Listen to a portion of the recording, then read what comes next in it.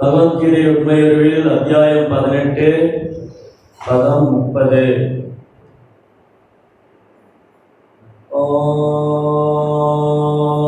ஓம் நமோ பகவதே வாசுதேவாய. ஓம் நமோ பகவதே வாசுதேவாய. ஓம் நமோ பகவதே வாசுதேவாய. ஓம் நமோ பகவதே வாசுதேவாய. ஓம் நமோ பகவதே வாசுதேவாய. ஓம் நமோ பகவதே வாசுதேவாய. நாராயணம் நமஸ்கிருத்யம் நரம் சைவ நரோத்தமம் தேவீம் சரஸ்வதீம் வியாசம் ததோ ஜயமுதிரயே. நஷ்டப்ராயேஷு பத்ரேஷு நித்யம் பாகவத சேவையா பாகவதே உத்தம ஸ்லோகே பக்தி பவதி நஷ்டிகி.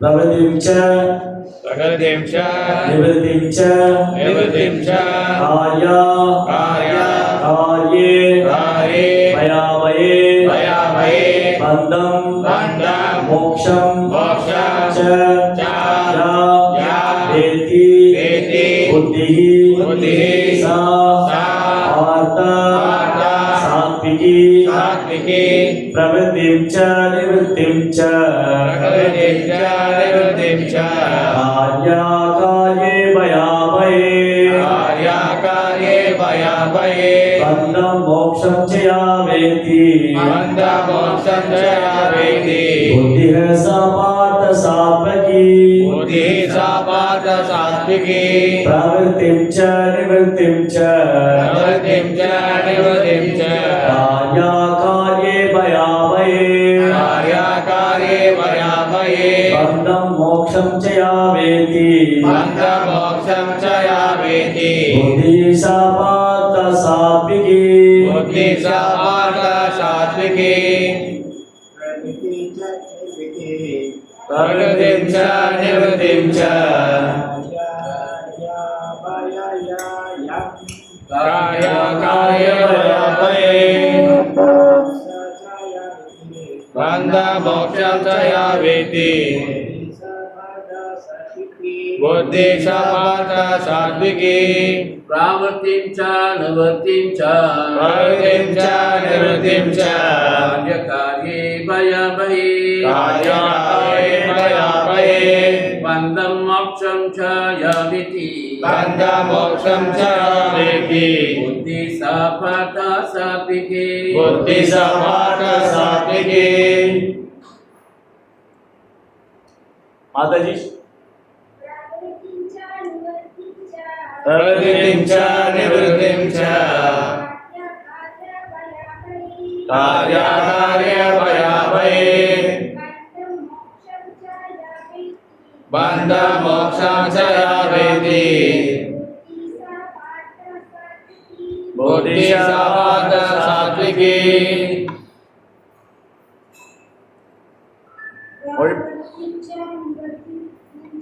प्रवृत्तिं च निवृत्तिं च कार्याकार्ये भयावये बन्धं मोक्षं च या वेति बुद्धि सा पार्थ सात्विकी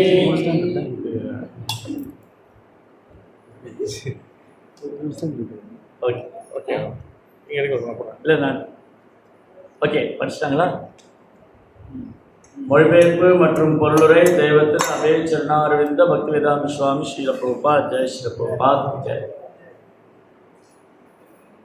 பிரவೃತ್ತಿ முறையான ச மற்றும் நிவிருத்திம் முறையற்ற ச மற்றும் காரிய செய்யத்தக்க அகாரியே செய்யத்தகாத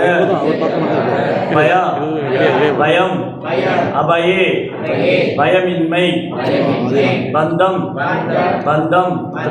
மோக்ஷம் விடுதலை ச மற்றும் யா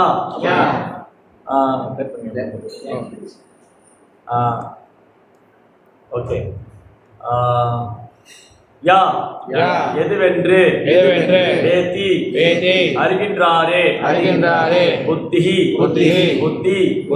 சா அந்த வார்த்தா பிதாவின் மைந்தரே சாத்விகி சத்வகுணத்தில் ஓ பிதாவின் மைந்தனே செய்யத்தக்கது எது செய்யத்தகாதது எது பயப்படத்தக்கது எது பயப்படத்தகாதது எது பந்தப்படுத்துவது எது விடுதலை செய்வது எது ஆகியவற்றை அறியக்கூடிய புத்தி சத்துவகுணத்தில் இருப்பதாகும் பொருளுரை சாஸ்திர வழிகாட்டின்படி ஆற்றப்படும் செயல்கள் செய்யத்தக்கவை அல்லது பிரவிற்த்தி என்று அழைக்கப்படுகிறது. அவ்வாறு வழிகாட்டப்படாத செயல்கள் செய்யத்தகாதவை. சாஸ்திர விதிகளை அறியாதவர் செய்யப்படும் செயல்களாலும் விளைவுகளாலும் வருத்தப்படுகின்றார். புத்தியை கொண்டு பகுத்தறிதல் சத்துவகுணமாகும். ஹரி ஓம் தத்சத். ஓம் அஞ்ஞானதிமிராந்தஸ்ய ஞானாஞ்சனசலாகயா தத்ஸ்ருத்மிதம் யேன தஸ்மை ஸ்ரீ குருவே நமः. ஸ்ரீ சைதன்ய மனோபீஷ்டம் ஸ்தாபிதம் யேன பூதலே ஸ்வயம் ரூபததாமயம் ததாதி ஸ்வபதாந்திகம். வந்தேகம் ஸ்ரீகுரு ஸ்ரீயுதபதகமலம் ஸ்ரீகுரு வைஷ்ணவம் ச ஸ்ரீரூபம் சாக்ரஜாதம் சகலகுணாதாம் சஜீவம் சாத்வைதம் சாவதூரம் பரிஜனசகிதம் கிருஷ்ண சைதன்ய தேவம் ஸ்ரீராதா கிருஷ்ணபாதா சகலநடித ஸ்ரீசகம் ச. நமோ விஷ்ணுபாதாய கிருஷ்ணபிரேஷ்டாய பூதலே ஸ்ரீமதே பக்திவேதாந்த ஸ்வாமி நாமினே.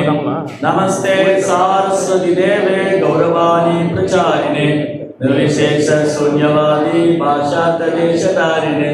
जय श्री कृष्ण चैतन्य प्रभु नित्यानंद श्री अद्वैत गदाधर श्रीवासदि गौर भक्त वृंद. हरे Krishna Krishna Krishna Hare Hare Hare Ram Ram Ram Hare Hare. Anybody doesn't know Tamil? எல்லாரும் தமிழ் ஓகே தானே? Okay. So she can understand. Is it Mataji? Can understand them? Yeah. சரி. ஹரே கிருஷ்ணா. பக்தர்களுக்கு இனிமையான மாலை வணக்கம். இன்னைக்கு ஞாயிறு விருந்து சத்சங்க நிகழ்ச்சிக்கு வந்து கலந்துருக்கிற எல்லா பக்தர்களையும் அன்போடு வரவேற்கிறோம். இங்கே குழுமி இருக்கிற எல்லா பக்தருடைய குடும்பத்தாருக்கும் ஆன்மீக முன்னேற்றத்துக்காகவும் ஒரு தடவை பிரார்த்தனை பண்ணுறோம் ஜெகநாதன் கிட்ட.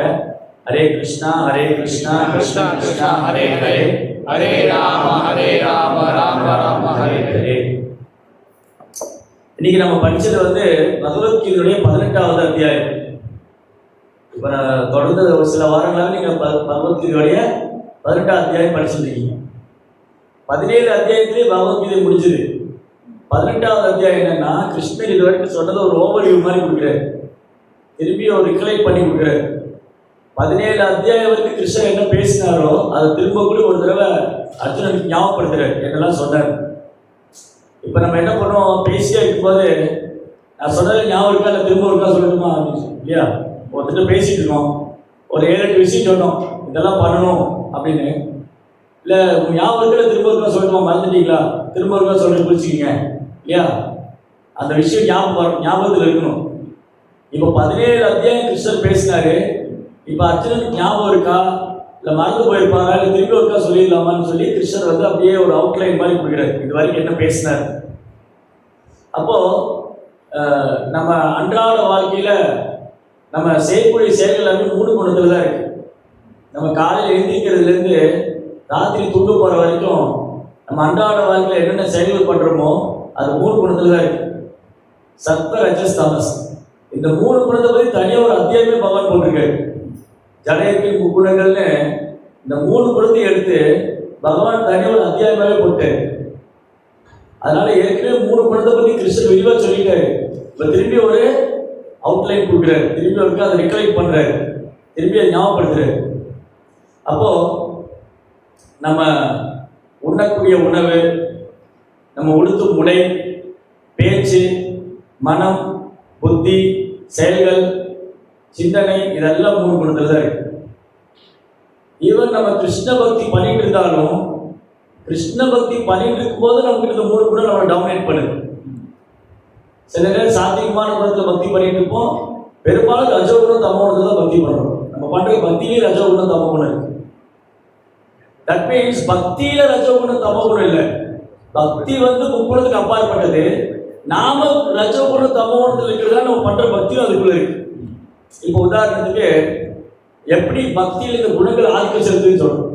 நம்ம பண்ணக்கூடிய பக்தி சேவையில எப்படி குணங்கள் டாமினேட் பண்ணுது. இப்போ ஒரு பக்தரை சேவைக்காக கூப்பிடுறாங்க. பிரபு இந்த மாதிரி கோயிலில் சேவை இருக்கு, ஞாயிற்றுக்கிழமை, ஐயோ கோயிலுக்கு போகணுமா, இங்கிருந்து அவ்வளோ தூரம் போகணுமா, டிராஃபிக் ஜாம் ஆயிருமே, முதல்ல நான் குளிக்கணுமே, கோயிலுக்கு போனால் குளிச்சுட்டு தான் போகணும், முதல்ல குளிக்கணும், ட்ரெஸ் மாற்றணும், வீட்டில்னா ஒரு ட்ரௌசர் போட்டு உட்காந்துக்கலாம், ஏன் பிரபுவாக இருந்தால் வீட்டில் ஒரு ட்ரௌசர் போட்டு உட்காந்துக்கலாம், மாதாஜி வந்து ஒரு நைட்டி போட்டு உட்காந்துக்கலாம். ஆனால் கோயிலுக்குனா ட்ரெஸ்ஸு சேஞ்ச் பண்ணிட்டு போகணும், குளிச்சுட்டு போகணும், சுத்தமாக இருக்கணும், இங்கேருந்து அவ்வளோ தூரம் ட்ராவல் பண்ணணும், இதெல்லாம் கஷ்டம் அப்படின்னா சோம்பேறி. அப்போ அவங்களுக்கு பக்திக்கான அழைப்பு வந்தது, சோம்பேறித்தனம் தடுக்குது இல்லையா? சோம்பேறித்தனம், அவ்வளோ தூரம் போகணுமா, நம்ம தான் போன வாரம் போயிட்டு வந்தோமே, வாரம் போகணுமா, வாரம் போகணுமா. அப்போ இந்த சோம்பல் இதுதான் நம்ம பக்திக்கு முதல் தடை. நம்முடைய ஆன்மீக முன்னேற்றத்துக்கு பெரும் தடை என்னன்னா சோம்பேறித்தனம். சோம்பேறித்தனத்தை கைவிட்டா பக்தியில் முன்னேறிடலாம். யார் ஒருத்தர் சோம்பேறித்தனத்தை கைவிடுறாங்களோ அவங்க பக்தியில முன்னேறிடலாம். ஒரு தடவை ஒரு ஆர்டிக்கல் வந்தது பேங்க் பாரத் மேகசின்ல. ஒரு 2 சோம்பேறிங்க அவங்க வீட்டில் படுத்துட்டு இருக்காங்க. முதல்ல பக்கத்து வீடு தீ பிடிச்சது. பக்கத்து வீடு என்னாச்சு, தீ பிடிச்சி எரிஞ்சுது. அந்த கதை கேட்டுருக்கீங்களா? பக்கத்து வீடு தீ பிடிச்சி எரியும், இவனு பக்கத்து வீடு தான் தீ பிடிச்சி எரியுது, அப்புறமா எதிர்ச்சிக்கலாம். அப்புறம் தீ அவங்க வீட்டுக்குள்ள வந்தது. சரி, வீட்டில் அந்த பக்கம் தான் தீ பிடிச்சி, அது பெட்ரூம்ல படுக்கிற வரைக்கும் தீ பெட்டெல்லாம் தீ பிடிச்சிருக்கு. அப்புறம் எதிர்ச்சான், ஓ வீடு தீ பத்திச்சு போல இருக்கு. அந்த அளவுக்கு சோம்பேறி, அந்த அளவுக்கு சோம்பேறிகள். சோம்பேறித்தனம் தான் நம்ம ஆன்மீக முன்னேற்றத்துக்கு முதல் தடை. நம்முடைய ஆன்மீக முன்னேற்றத்துக்கு முதல் தடை சோம்பேறித்தனம். ஏதாவது ஒரு சேவை சொன்னா அது அப்புறம் பார்த்துக்கலாம், இன்னும் கொஞ்ச நாள் போகட்டும் இல்லையா? பெரும்பாலும் மக்கள்கிட்ட போய் பக்தி பண்றதுக்கு வாங்கன்னா, என்னங்க வயசாச்சு, இன்னும் கொஞ்சம் வயசாகட்டுங்க, அப்புறமா பார்த்துக்கலாங்க, இன்ட்ரெஸ்ட் இல்லை, தள்ளி போடுறது. சோம்பேறிகள் என்ன பண்ணுவாங்க, எடுத்த வேலையை முதல்ல சோம்பேறிக்கு ஒரு வேலையை எடுத்துக்க மாட்டாங்க, அதை எடுத்தால் முடிக்க மாட்டாங்க, அப்படி அவனுக்கு தான் தள்ளி போடுவாங்க. அப்புறம் பார்த்துக்கலாம், இன்னும் கொஞ்ச நாள் போகட்டும், இன்னும் கொஞ்ச நாள் போகட்டும். அப்போ இந்த சோம்பேறித்தனம் இருக்கு இல்லையா, இது பௌதிகத்தில் இருந்தால் கூட முன்னேற்றம் வராது. ஒரு குழந்தை ஸ்கூலில் படிக்கிறான், பையன் ஸ்கூலில் படிக்கிறான், பரீட்சை கடைசி தான் வரும்போது ஏன் இப்போ இருந்தே படிக்கணும் இல்லையா? பரீட்சை கடைசி வருஷம் வைக்க போறாங்க, ஆனுவல் எக்ஸாம், அதில் பாஸ் பண்ணா போதும் அப்படின்னு நினைச்சாங்கன்னா அவன் பாஸ் மார்க் வாங்கினதே பெரிய விஷயம். அப்போ என்னாச்சு, அவன் சோம்பேறி இல்லையா? சோம்பேறிங்க எதிர சுறுசுறுப்பாக இருக்காம புலைப்பதில் தான் சுறுசுறுப்பாக இருப்பாங்க. இது தமோ குணம். தமோ குணத்தில் இருக்கிறவங்க சோம்பேறித்தனமாக இருப்பாங்க. ஆனால் எதில் சுறுசுறுப்பாக இருப்பாங்க, புலைப்பு விஷயங்களும் சுறுசுறுப்பாக இருப்பாங்க. அவங்க மனசு புத்தி எல்லாம் அதில் ஆக்டிவாக இருக்கும். அதே பக்தி சொல்ல சொன்னால் அது ஒரு ரொம்ப டல் ஆகிடும். ஓ சாண்டிங் பண்ணணுமா, ஓ சேவை பண்ணணுமா இல்லையா? அப்போ நம்முடைய ஆன்மீக முன்னேற்றத்துக்கு முதல் தடை சோம்பேறித்தனம். சோம்பேறித்தனத்தை கைவிட்டால் பக்தியில் முன்னேற்றம் அடைச்சிடலாம். அப்போ சேவைக்கு கூப்பிடும் போதோ இல்லை சேவை செய்ய சொன்னால் அப்புறமா பார்த்துக்கலாம், கொஞ்ச நாள் கழிச்சு பண்ணிக்கலாம், இப்போ என்ன அவசரம், இதெல்லாம் சோம்பேறித்தனம். சரி, இன்னும் சிலர் பக்தர் இருப்பாங்க. அவங்க என்னன்னா பக்தி சேவைக்கு வந்துடுவாங்க. வந்துட்டு சேவை பண்ணும்போது யாருமே இல்லை போல என்னையே கூப்பிட்டு இருக்கிறாங்க, நானே வந்து செய்ய வேண்டியதாக இருக்குது, என்ன பண்ணுறது. சென்டரில் வந்து சமைக்கிறதுனா நான் வரணும், காய்கறி வெட்டுறது நானே தான் வெட்டணும், சமைக்கிறது இப்படியே சொல்லிட்டு சமைப்பாங்க. அட்லீஸ்ட் மனசுலேயே நினச்சிட்டு இருப்பாங்க. சிலர் சொல்லுவாங்க, என்ன பிரபு போன வாரம் நான் தானே சமைச்சேன், இந்த வாரம் நான் தானே சமைக்கணுமா, அடுத்த வாரம் நான் தான் சமைக்கணுமா. அப்போ என்ன ஆச்சுன்னா இது வந்து ரஜோகம். அவங்க வந்து சேவை மனப்பான்மை எப்படி இருக்குன்னா, சேவை பண்ணுறாங்க, ஆனால் வந்து எப்படி பண்ணுறாங்க, அது ஒரு கோபமா இன்ட்ரெஸ்ட் இல்லாமல் பண்ணுறாங்க. அது வந்து ரஜோகுணம். சாத்வீகமான குணம் என்னது, சேவை கிடைச்ச உடனே சந்தோஷமாக வந்து பண்ணுறது. எனக்கு சேவை கிடைச்சது ரொம்ப பெரிய பாக்கியம், நான் வந்து இன்னைக்கு எவ்வளோ பேர் இருக்கும்போது பகவான் எனக்கு அந்த சேவை கொடுத்துருக்காரு, எவ்வளோ பேர் இருக்காங்க, இன்னைக்கு சமைக்கிற சேவை பகவான் எனக்கு கொடுத்துருக்காரு, பூஜை பண்ணுற சேவை பகவான் எனக்கு கொடுத்துருக்காரு, கீர்த்தனம் பாடுற சேவை பகவான் எனக்கு கொடுத்துருக்காரு. அப்போ என்னென்ன சேவை, அப்போ ஒரு பக்தருக்கு நிறைய சேவை வருதுன்னா அந்த பக்தர் ரொம்ப கொடுத்து வச்சிருந்தார். நம்ம எப்படி எடுத்துக்குவோம், அப்படியே ஆப்போசிட் எடுத்து, ஓ எல்லா சேவையும் எங்கிட்டே சொல்றாங்க இல்லையா, எல்லா சேவையும் என்கிட்டயே சொல்றாங்க, யாருமே இல்லையா, நானே தான் பண்ணணுமா, நானே தான் பண்ணணுமா நினைச்சது போயிடாங்க. நான் இல்லைன்னா கிருஷ்ணன் வேற யாரும் வச்சு சர்வீஸ் பண்ண வைப்பேன் இல்லையா. கிருஷ்ணாவுக்கு வந்து நம்ம சேவைக்கு தேவையில்லை, கிருஷ்ணாவுக்கு வந்து நம்ம சர்வீஸ் தேவையில்லை. ஏன் கிருஷ்ணாவுக்கு நம்ம சேவை தேவையில்லை, ஏன் ஏன் கிருஷ்ணாவுக்கு நம்ம சேவை தேவையில்லை? முதல்ல வந்து நான் சொல்லுவேன், வெரி குட். கிருஷ்ணருக்கு சேவை பண்ண ஆயிரக்கணக்கான லட்சுமி இருக்காங்க கோலோ விருந்தாவனத்தில். லட்சுமி சகசர சத சம்பிரம சேவியமான கோலோ விருந்தாவனத்துல பகவான் கிருஷ்ணருக்கு ஆயிரக்கணக்கான லட்சுமிகள் சேவை பண்றாங்க. அது மட்டும் இல்ல, கிருஷ்ணாவுடைய குவாலிட்டி என்னன்னு சொன்னா, அவர் தமிழ் திருப்தி அடைவர். அவர் நீங்க வெளியிலிருந்து நீங்க அவர் சந்தோஷப்படுத்த வேண்டிய அவசியம் இல்லை. இப்ப என்ன வந்து நீங்க ஓ பிரபு அப்படின்னு நீங்க என்ன புகழ்ந்தா நான் சந்தோஷமாவேன், அப்புறம் நீங்க சாப்பிட கொடுத்தா நான் சந்தோஷமாவேன். நீங்க வந்து நீங்க என்ன புகழ்ந்தா சந்தோஷம் வரும், நீங்க எனக்கு பிரசாதம் கொடுத்தா சந்தோஷம் வரும், நீங்க என்ன வந்து கொண்டாடுனா சந்தோஷம் வரும். ஆனா கிருஷ்ணருக்கு இதெல்லாம் தேவையே இல்லை. ஏன்னா அவர் குணத்துக்கு அப்பாற்பட்டவர். அவருக்கு இந்த புகழ்ச்சி இகழ்ச்சி மான அவமானம் இதெல்லாம் கிடையாது. கிருஷ்ணா வந்து சுத்த சாத்தியமான குணத்தில் இருக்கிறவர். அதனால நம்ம அவர் போய் நம்ம புகழ்ந்தாதான் அவர் சந்தோஷமாவாரு, நான் சமைச்சு கொடுத்தாதான் கிருஷ்ணா ஒரு பசி ஆகும், அப்பதான் ஒரு திருப்தி ஆவாரு. அப்புறம் நான் சேவை பாவம், இதோ பாவம் கோயிலில் கிருஷ்ணனுக்கு சேவை பண்ண யாருமே இல்லை, நான் தான் போய் பண்ணணும். நோ, கிருஷ்ணாவுக்கு ஆயிரக்கணக்கான லட்சுமிகள் சேவை பண்றாங்க. ஆனா கிருஷ்ணா என்ன பண்றாரு, காரணமற்ற கருணையோட இந்த பூமிக்கு வர அந்த லட்சுமிகளை விட்டுட்டு கோலோ விருந்தாவனத்துல ஆயிரக்கணக்கான லட்சுமிகள் கிருஷ்ணனுக்கு சேவை பண்றாங்க. அவங்கள விட்டுட்டு கிருஷ்ணா வந்து இந்த பூமிக்கு வராருன்னா அதுதான் அவருடைய காரணமற்ற கருணை. நீங்க எங்கேயாவது படிச்சிருக்கீங்களா புராணங்கள்ல தேவர்கள் இந்த பூமியில அவதரிச்சாங்க, தேவர்கள் தொடர்ந்து இந்த பூமியில அவதாரம் பண்ணிக்கிட்டே இருக்காங்க, சிவபெருமான் தொடர்ந்து அவதாரம் பண்ணிக்கிட்டே இருக்காரு, பிரம்மதேவர் தொடர்ந்து அவதாரம் பண்ணிக்கிட்டே இருக்காரு, கணபதி தொடர்ந்து அவதாரம் பண்ணிக்கிட்டே இருக்காரு, முருகர் தொடர்ந்து அவதாரம் பண்ணிக்கிட்டே இருக்காரு, ஜீசஸ் கிறிஸ்டோடைய அவருடைய காடு, கிறிஸ்டியனுடைய காடு, அவங்க இந்த பூமியில வந்திருக்காங்க, இல்ல அல்லாஹ் இந்த பூமியில வந்திருக்காங்க, எங்கேயுமே நீங்க பார்க்க முடியாது. ஆனா கிருஷ்ணா ரிப்பீட்டடா வர, யுகம்தோறு வர. அவர் ராம லட்சுமணாக, கிருஷ்ண பலராமராக, கௌரணிதாயாக, ராதா கிருஷ்ணராக அவர் தொடர்ந்து இந்த பூமியில அவதாரம். மத்ஸ்ய கூர்மா வராகா நரசிங்கர் தொடர்ந்து கிருஷ்ணா அவதாரம் பண்ணிட்டே இருக்காரு. கிருஷ்ணா என்ன பண்றாரு, தொடர்ந்து லீலைகள் பண்ணிட்டே இருக்காரு. அவர் இங்க வந்து செய்யணும் அவசியமே கிடையாது. உண்மையில சொல்ல போனா நாமளே இங்க வந்திருக்க வேண்டிய அவசியம் கிடையாது. கொஞ்சம் யோசிச்சு பாருங்க, நம்ம இந்த பூமியில வந்திருக்க வேண்டிய அவசியம் இருக்கா இல்லையா? அவசியமே இல்லை, தேவையே இல்லை. நம்ம இந்த பூமியில வந்து பிறந்திருக்க வேண்டிய அவசியமே இல்லை, தேவையே இல்லாம வந்திருக்கோம். இந்த ஜட உடல் எடுத்துக்கோ இல்லையா, அன்னெசரி தேவையில்லாம தோறப்படுத்து. அப்படி பார்க்க போனா ஜீவாத்மா நானே இந்த பூமிக்கு வந்திருக்க கூடாது இல்லையா, ஜீவாத்மாவை நானே இந்த பூமிக்கு வந்திருக்க கூடாது. ஆனா வந்துட்டேன். என்ன ஏன் இந்த பூமியில வந்தேன், ஜீவாத்மா நான் ஏன் இந்த பூமிக்கு வந்தேன், எனக்கு கிருஷ்ணர் வேண்டாம்னு வந்தேன். எனக்கு கிருஷ்ணர் வேண்டாம், அவருடைய சேவை வேண்டாம், எனக்கு அவர் உலகம் வேண்டாம். நான் ஒரு உலகத்துக்கு போவேன், அந்த உலகத்துல நானே ராஜா, நானே மந்திரி, அங்க நானே அனுபவிப்பாளன், நானே கட்டுப்படுத்துபவன், நானே எஜமானன், நான் அப்படிங்கிற பொய் அகங்காரம். இது நம்முடைய 2வது தடங்கள்.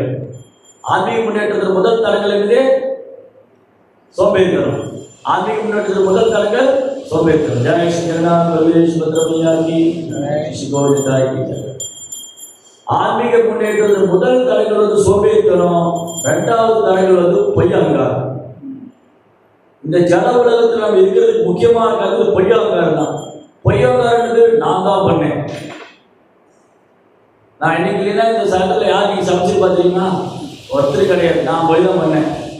அதனால என்ன நீங்கள் கவனிச்சிங்க, அப்படி பார்த்துக்கீங்க, என் கையில் பழச்சிக்காதீங்க, சரியா? அப்புறம் சென்டரில் குக் பண்ணுறது யாரும் இருக்க மாட்டாங்க, பூஜை பண்ணுறது யாரும் இருக்க மாட்டாங்க. நான் தான் பண்ணேன், என்னோட தான் நடந்தது. இதுதான் பொய் அகங்காரம். பொய் அகங்காரத்தில் உங்களுடைய சேவை கிருஷ்ணருக்கு தேவையில்லை. கிருஷ்ணாவுக்கு யாருடைய சேவை தேவையில்லை. பொய் அகங்காரத்தினுடைய சேவை பால்சி இருக்கு இல்லையா, those who are false ego, that person no need for Krishna. He doesn't want that type of person. பொய் அகங்காரத்துல நபர் வந்து கிருஷ்ணனுக்கு தேவையில்லை. அப்ப யார் தேவை? என்னால எதுவுமே செய்ய முடியாது, நான் ஒரு துர்திருஷ்டசாலி, நான் ஒரு வீணா போனவன், நான் எதுக்குமே லாய்க்கு இல்லை, கிருஷ்ணா என்னை வந்து நீங்க உங்க ஒரு கல்வியை ஏற்றுக்கங்க, எனக்கு உங்க சேவை பண்ற பாக்கியம் கொடுங்க. இந்த மாதிரி உள்ள பக்தர் தான் கிருஷ்ணருக்கு தேவை. பணிவான பக்தர் தான் கிருஷ்ணருக்கு தேவை. பொய் அகங்காரம் உள்ள பக்தர் கிருஷ்ணருக்கு தேவையில்லை. ரைட்? கிருஷ்ணா முதல்ல தன் காரணமற்ற கருணையினால் இது பூமிக்காரு. அவருக்கு வர வேண்டிய அவசியமே இல்லை. நான் காரணம் கரணம் செவித்ததே. உபநிஷத்துல சொல்லியிருக்கு, கிருஷ்ணா இந்த பூமியில தோன்ற வேண்டிய அவசியமே இல்லையா, காரணமற்ற கருணையினால் வர. நம்மள எப்படி இந்த பூமியில வந்தோம்? நம்ம வந்து நம்முடைய கர்ம வெளியினால வந்தோம், நம்முடைய சுதந்திரத்தை துஷ்பிரயோகம் பண்ணதுனால வந்தோம். இங்க வந்து அறியாமையில கஷ்டப்படுறோம். ஆனா பகவானும் அவர் தூய பக்தர்கள் இந்த பூமிக்கு வராங்கன்னு சொன்னா அவங்க காரணமற்ற கருணையினால வர. பகவானும் அவர் தூய பக்தர்கள் இந்த பூமிக்கு வருது காரணமற்ற கருணை. அதனால கிருஷ்ணா தொடர்ந்து இந்த பூமியில வந்து நமக்கு ஒரு வாய்ப்பு கொடுக்குறாரு. பிரபுபாதர் என்ன சொல்றாருன்னா, அவர் புத்தகங்களை திரும்ப திரும்ப பிரபுபாதர் எழுதுறாரு, ஏன் கடவுள் இந்த உலகத்தை படைத்தார் அப்படின்னு ஒரு கேள்வி. இது யாரும் கூட்டி கேட்கலாம். நீங்க ஹரே கிருஷ்ணா போறீங்களே, உங்களுக்கு எல்லாம் பகவத்கீதை சொல்லி கொடுக்குறாங்களே, நீங்க என்ன படிச்சீங்க, கடவுள் ஏன் இந்த உலகத்தை படிச்சாரு அப்படின்னு நீங்க என்ன பதில் சொல்லுவீங்க? கடவுள் ஏன் இந்த உலகத்தை படைத்தார்? ஏன் கிருஷ்ணா இந்த உலகத்தை படிக்கணும்? யாருக்கா தெரியுமா? கை தூக்கு, இல்லை நீங்க ட்ரை பண்ணி. தப்பான பரவாயில்ல, ஒரு பிரச்சனை, ஸ்கூல்ல உங்களுக்கு தப்பா சொன்னாலும் பரவாயில்ல. ஏன் கிருஷ்ணா இந்த உலகத்தை படிச்சாரு? சொல்லுங்க. அதாவது பிரபுபாதர் என்ன சொல்றாருன்னா, கட்டுண்ட ஆத்மாக்களுக்கு, பந்தப்பட்ட ஆத்மாக்களுக்கு ஒரு வாய்ப்பு கொடுக்கறதுக்காக இந்த உலகத்தை படிச்சிருக்காரு.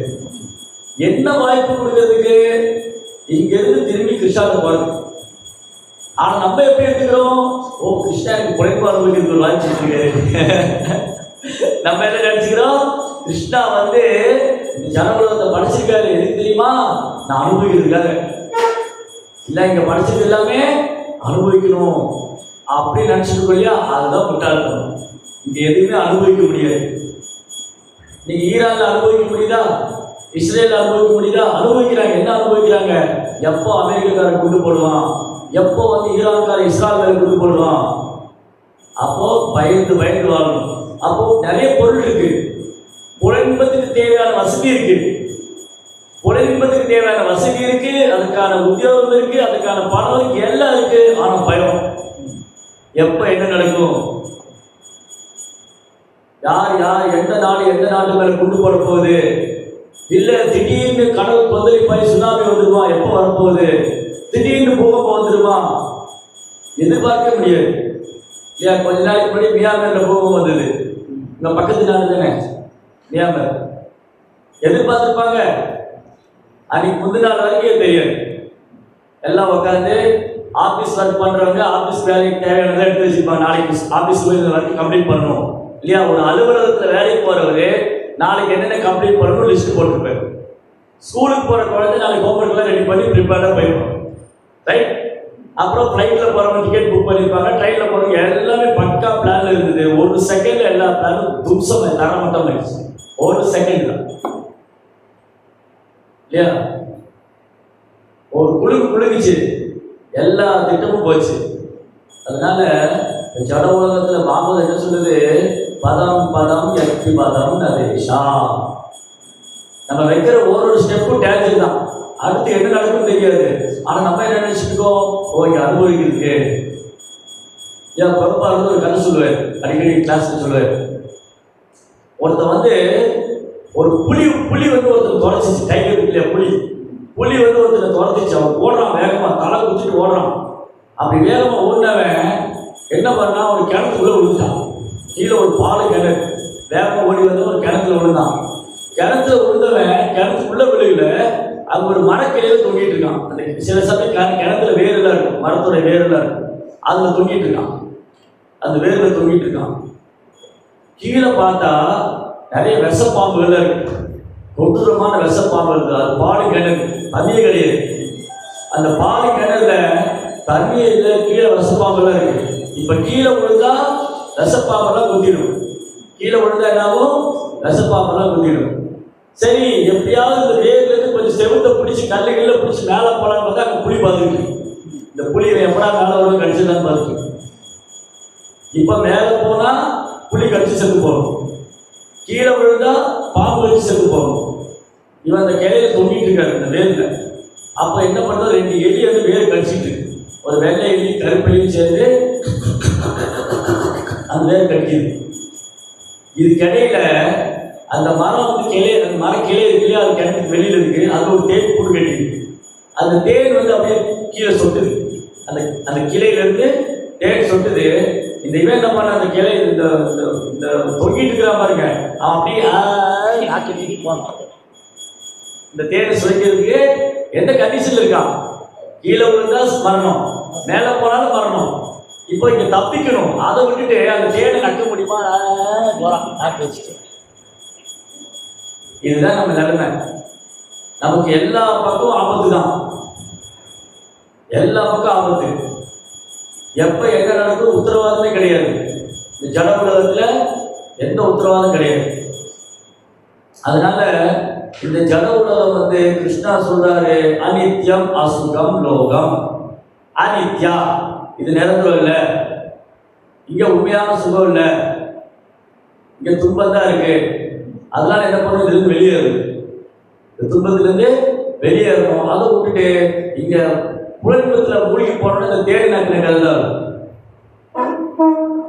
முடிஞ்சு. அப்போ என்ன ஆச்சு?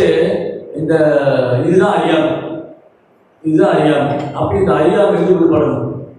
அதனால கிருஷ்ணா இந்த ஜட உலகம் படைச்சது நம்ம பௌதிக சுகத்தை அனுபவிக்கிறதுக்கா இல்லை, கிருஷ்ணாவோட திரும்ப போறதுக்கு பிரபா சொல்றாரு. கிருஷ்ணாவுடைய திட்டமே அதான், கிருஷ்ணாவுடைய திட்டமே அதுதான். இந்த திட்டத்தை நிறைவேற்றுறது தான் அவருக்கு இறங்கி வர்றாரு. கிருஷ்ணா பிரபுபாத் தெளிவா சொல்றாரு. கிருஷ்ணாவை பத்தி பிரபுபாத் சொல்லும்போது பிரபுபாத் தெளிவா சொல்றாரு, கிருஷ்ணா இந்த ஜட உலகத்தை படைத்தது அவருக்கு விருப்பம் இல்லாத படைச்சிருக்காரு இல்லையா? அரசாங்கம் இப்ப மலேசியா கவர்மெண்ட் என்ன பண்றாங்க? ஒரு சிட்டி டெவலப் பண்ண போறாங்க. புகித் மர்ஜான்ல ஒரு பெரிய சிட்டி டெவலப் ஆகும் போது, அங்க பினாங் சிட்டி இருக்கிற மாதிரி இங்க ஒரு சிட்டி. அப்ப இங்க என்னெல்லாம் வரும்? ஒரு சிட்டி டெவலப் பண்ண என்னெல்லாம் வரும்? நல்ல ஒரு மெடிக்கல் காலேஜ் வரும், அப்புறம் ஆர்ட்ஸ் காலேஜ், அப்புறம் கவர்மெண்ட் ஆஃபீஸ், இந்த மாதிரிலாம் வரும். கூட ஒரு ஜெயிலு. ஏங்க ஜெயிலு பண்றாங்க? ஆர்ட்ஸ் காலேஜ் நல்லது வரவேற்கிறோம், மெடிக்கல் காலேஜ் வரவேற்கிறோம், கவர்மெண்ட் ஆஃபீஸ் வரவேற்கிறோம். ஆனா ஜெயிலு போலீஸ் ஸ்டேஷன்ல வேண்டாங்க, அது வேண்டாங்க அப்படின்னு சொல்ல முடியுமா? போலீஸ் ஸ்டேஷன் வரும், ஜெயிலு வரும். ஏன் போலீஸ் ஸ்டேஷன் ஜெயிலு வந்தது?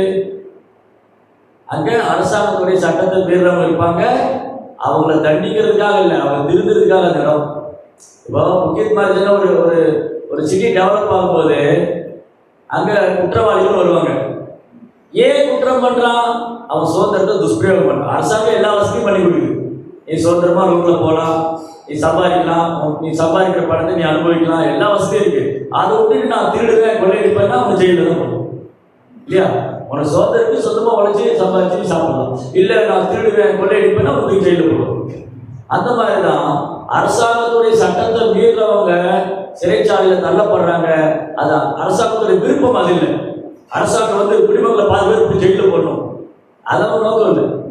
அரசாங்கத்தோட நோக்கம் குடிமக்களை சிறைச்சாலையில தள்ளுறது கிடையாது. ஆனா அது வழி இல்லை. ஏன்னா நல்ல குடிமக்கள் இருப்பாங்க, அரசாங்கத்தோட சட்டத்தை மீறவங்க இருப்பாங்க.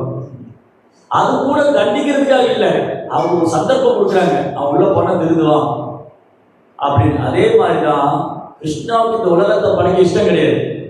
ஏன் இந்த உலகத்தை படைக்கணும்? இந்த ஜட உலகம் தற்காலிகமானது, அழியக்கூடியது. இங்க உண்மையான சந்தோஷம் கிடையாது. இங்க 3 வகையான துன்பம் எப்பவுமே இருக்கு. பாருங்க, 3 வகையான துன்பம் என்னது? அத்தியாத்மிக், அதிதெய்வீக், அதிபௌதிக். உடலால் வரக்கூடிய துன்பம், இயற்கையினால் வரக்கூடிய துன்பம், மனதால் வரக்கூடிய துன்பம், மற்ற ஜீவராசினால் வரக்கூடிய துன்பம், பிரச்சனைகள் இருக்கு. ஆனா மக்கள் இது சிட்டிகளே சொல்றாங்க. ஒரு சிலர் சொல்லுவாங்க, நாங்க நல்லா தானே இருக்கோம், எங்க பிரச்சனைங்கிறீங்க. பிரச்சனை சொல்றதை விட்டுருங்க, நாங்க நல்லா தான் இருக்கோம். அந்த நல்லா தான் இருக்க நினைக்கிறீங்களா? அதாவது தேர்ந்தெடுக்கிற கதை. அவன் நல்லா இருக்கிறத கற்பனை பண்ணிட்டு இருக்காங்க இல்லையா? ஆனா நம்ம சுத்தி எவ்வளவு பிரச்சனை நடக்குது. ஜென்ம மிருத்து, ஜராவியாதி, துக்க தோஷான தர்சனம், பிறப்பு, இறப்பு, முதுமை, நோய், இதுல மாட்டிக்கிட்டு. அப்போ கிருஷ்ணா ஒரு வாய்ப்பு கொடுக்குறாரு.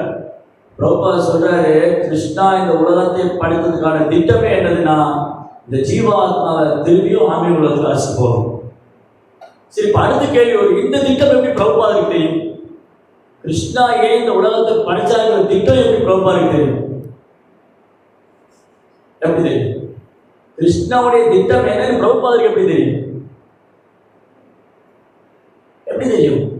நமக்கு தெரியாது, அதனால கஷ்டப்பட்டு இருக்கோம். கிருஷ்ணா ஏன் இந்த உலகத்தை படைத்தார்கள் நமக்கு தெரியல. அதை ஆராய்ச்சி பண்றான். கடவுள் இந்த படைச்சது யாரு? அதுல பல ஆராய்ச்சி. சிலர் உட்காந்து மனக்கற்பனை பண்ணிட்டு இருக்காங்க, இந்த உலகம் எப்படி படைக்கப்பட்டது புலம்பிக்கிட்டு இருக்காங்க. சிலர் வீண் ஆராய்ச்சியில, விஞ்ஞானிகளும் ஆராய்ச்சியில் ஈடுபடுறாங்க, மனக்கற்பனையாக கற்பனை பண்ணிக்கிட்டே இருக்காங்க. சிலர் கற்பனை பண்றாங்க, படைப்பை பத்தி தெரிஞ்சுக்கணும். சிலர் ஆராய்ச்சி பண்றாங்க, ஏன் யார் இந்த உலகம் எப்படி படைக்கப்பட்டது, யார் படைச்சாங்க, படைப்பாளர்கள் இருக்கிறார், ஆராய்ச்சி பண்றாங்க. ஆனா பிரபுபாதா சொல்றாரு, கிருஷ்ணர் தான் இந்த உலகத்தை படைச்சா. அது பகவத்கீதை பகவான் சொல்லியிருக்காரு, நான் தான் படைச்சேன்.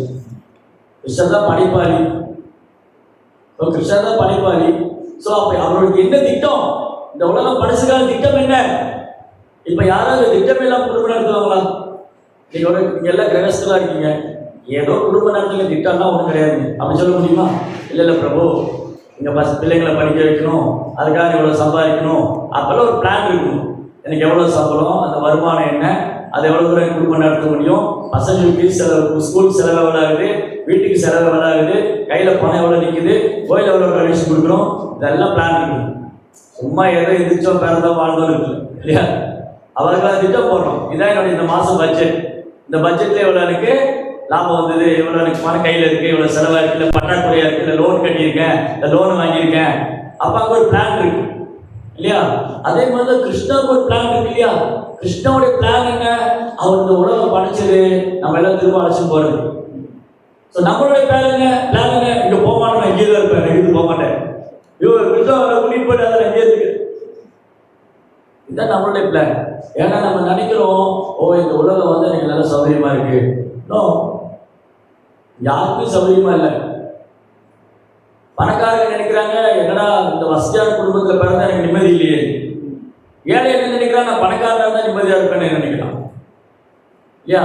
இருக்கிறவனுக்கு இருக்கேன்னு கவலை, இல்லாதவனுக்கு இல்லையேன்னு கவலை. அவன் ஜன உலகத்தில் கவலை இருந்துட்டே தான் இருக்கு. அப்போ கிருஷ்ணாவுடைய திட்டம் என்னது? இதுல நம்மளை விடுவிக்கணும் தான். இது எப்படி பிரபுபாதருக்கு தெரிஞ்சது? கிருஷ்ணாவுடைய திட்டம் என்ன எப்படி பிரபுபாதருக்கு தெரியும்? ஏன்னா பிரபுபாதர் நம்மள மாதிரி இங்க வந்தவர் இல்லை, அவர் கிருஷ்ணரால் அனுப்பி வைக்கப்பட்டவர். வித்தியாசம் இருக்கப்போ நாம வந்து நாம கிருஷ்ணர் வேணான்னு வந்தவங்க, அதனால கிருஷ்ணோட திட்டம் எனக்கு புரியல. கிருஷ்ணர் வேண்டான்னு சொல்லி இந்த உலகத்துல வந்ததுனால எனக்கு கிருஷ்ணோட திட்டம் புரியல. பிரபுபாதர் கிருஷ்ணர் அனுப்பிச்சு வச்சதுனால கிருஷ்ணோட திட்டம் என்னன்னு பிரபுபாருக்கு தெரியும். அப்போ பிரபுபாருக்கு ஒரு திட்டம் இருக்கு இல்லையா? பிரபுபாட திட்டம் என்னது? இப்ப அழகா புரிஞ்சுக்கலாம். பிரபுபாட பிளான் என்ன? பிரபுபாட திட்டம் என்னது? நம்மள எல்லாம் கிருஷ்ணாவை கூட்டிட்டு போகணும். அப்ப கிருஷ்ணோட திட்டம் என்னது? பிரபுபாட திட்டம் என்னது? ரெண்டு ஒண்ணுதான். கிருஷ்ணாவோட திட்டம் வந்தா அப்போ பகவானுடைய திட்டத்தை நிறைவேற்றுவதாக ஆச்சாரியர் வர்றாரு. அப்ப ரெண்டு பேரோட திட்டம் ஒண்ணுதான். ரெண்டு பேரும் என்ன முயற்சி பண்றாங்க? நம்மள எப்படியே எடுத்து கூட்டிட்டு போகணும். நம்ம பிடிவாதமா இருக்கும், போக மாட்டேன், நான் வரமாட்டேன், எனக்கு அந்த வேலை இருக்கு, இந்த வேலை இருக்கு, நான் அதை பண்ணுவேன், இதை பண்ணுவேன் இல்லையா? பிடிவாதமா உட்காந்துட்டு போக மாட்டேன். பட் பிரபுபா சொல்றாரு, இல்ல நீங்க என் கூட வாங்க, இதெல்லாம் பண்ணுங்க, நான் உங்களை அழைச்சிட்டு போயிடுறேன், கிருஷ்ணாவை கூட்டிட்டு போயிடுறேன். அப்போ கிருஷ்ணாவுடைய திட்டமும் ஆன்மீக குரு அல்லது ஆச்சாரியருடைய திட்டமும் வேற வேற இல்லை. ஆச்சாரியர்கள் குருமார்கள் அவங்க திட்டமும் கிருஷ்ணாவுடைய திட்டமும் வேற வேற இல்லை. அதனாலதான் இங்க ஒரு விஷயம் நல்லா புரிஞ்சுக்கணும். என்னன்னா, நான் திட்டம் மேல திட்டம் போறதை விட்டுட்டு பிரபுபாட திட்டத்தோட நான் ஜாயின் பண்ணிக்கணும். நாம திட்டம் மேல திட்டம் போறதை விட்டுட்டு பிரபுபாட என்ன பிளான் வச்சிருக்காரு அது கூட நம்ம போய் கனெக்ட் ஆகிக்கணும். அவ்வளவுதான், சிம்பிள், ரொம்ப சுலபமாயிடும். அது பிரபுபாத் போட்டது மாஸ்டர் பிளான். நம்ம என்ன பிளான் போட்டாலும் ஒர்க் அவுட் ஆகிடும். நம்ம இந்த உலகத்தில் என்ன பிளான் போட்டாலும் மாயா வந்து ஏதாவது கொண்டு பண்ணும். ஆனால் பிரபுபாத் போட்டிருக்கவே பக்கா பிளான். எப்பயாவது ஜீவன் என்கிட்ட வந்துட்டாங்கன்னா நான் கிருஷ்ணாவை கூட்டிட்டு போயிடுவேன். ஏன்? ஸோ அதனால இந்த ஆன்மீகம்ன்றது வந்து சாதாரண விஷயம் இல்லை. பாருங்க, ரொம்ப அழகா சொல்லியிருக்கு, பிரவருத்தி மார்க்கம் நிவர்த்தி மார்க்கம். சாஸ்திர விதியை பின்பற்றுவது பிரவருத்தி மார்க்கம், நிவர்த்தி மார்க்கம். பிரவருத்தி சாஸ்திர விதியை பின்பற்றுவது பிரவருத்தி மார்க்கம், சாஸ்திரத்துக்கு புறம்பா செய்வது நிவர்த்தி மார்க்கம்.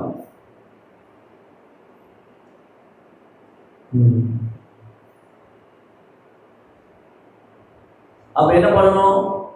நம்ம பிரவருத்தி நோக்கி வரணும், இந்த பக்கம் வரணும். அப்படி இந்த பக்கம் வரும்போது நம்ம வந்து சில விஷயங்களை கவனத்தில் வைக்க வேண்டும். என்ன கவனத்தில் வைக்கணும்? என்னுடைய ஆன்மீக முன்னேற்றத்துடைய தடங்கள்ல எனக்கு என்னென்ன தடங்கள் இருக்கு? நான் கிருஷ்ண பக்தியில முன்னேற்றம் அடையிறதுக்கு, நான் கிருஷ்ணா கிட்ட போறதுக்கு என்னுடைய தடங்கள் என்ன? எதுல எனக்கு தடங்கள்னு பார்த்தா, முதல்ல சோம்பேறித்தனம், ரெண்டாவது ரஜோகுணம். முதல்ல தமோகுணம், ரெண்டாவது ரஜோகுணம். ரஜோகுணம் என்னது? முட்டாள்தனமா செயல்படுறது, ஆக்ரோஷமா நடந்துக்கிறது, கோபப்படுறது, கர்வப்படுறது, அவதை கொள்றதுல ரஜோகுணம். அப்ப இதெல்லாம் இருக்கிற வரைக்கும் நம்ம கிருஷ்ண உணர்வுல எவ்வளவு வருஷம் ஆனாலும் எங்க தொடரணுமோ அங்கேதான் நிற்போம். இன்னொரு கதை கேட்டுருக்கீங்களா? பிரபுபாத் எடுத்த கதை.